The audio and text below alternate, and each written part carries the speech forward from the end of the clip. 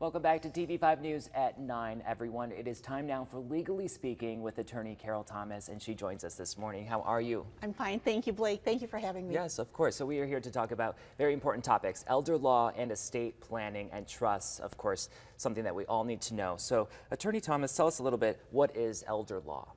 Well, elder law, it's very interesting. Everybody knows what estate planning is. Estate planning is what happens when I die? How does my house, how do my assets go to my loved ones? But elder law is actually the part of estate planning. What if there's an incapacity issue before I die? And so many people and so many lawyers don't even cover that.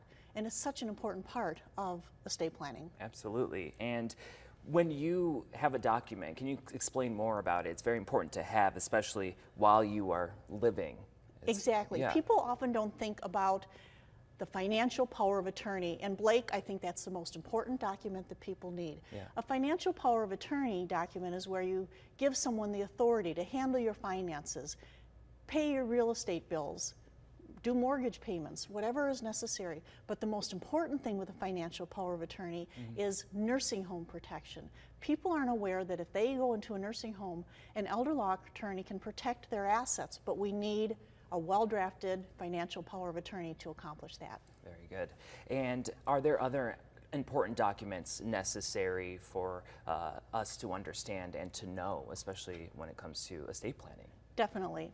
The medical power of attorney is extremely important. People often think, I want to make my own medical decisions, and we all want to. But if you're in the hospital and you're no longer able to communicate with the doctor, it's very important that you've named, who do I want to make my decision if I'm not able to do so myself?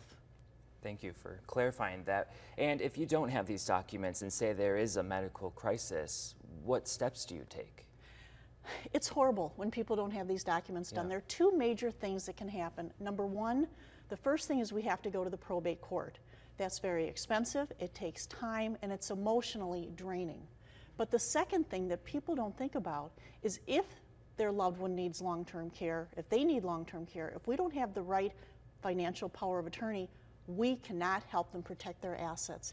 Can you imagine working your whole life and it's as simple as having the right document or not and losing your life savings? It's not something I think any of us want to go through. So all of this information is very helpful, insightful. Attorney Thomas, is there anything else that you would like us to know at home? What I really want people to know is please don't wait. I recently have had so many families come to me, they didn't get their documents done, they never thought they would need long-term care, and now long-term care suddenly happens the result of a stroke or some other medical crisis.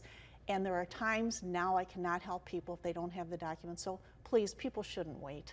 Absolutely. Better safe than sorry. So Exactly. Attorney Thomas, thank you so much for coming in this morning, sharing this great information. Thank you, Blake. Absolutely. And if you want more information at home, all you have to do is just go to the hot links section at WNEM.com.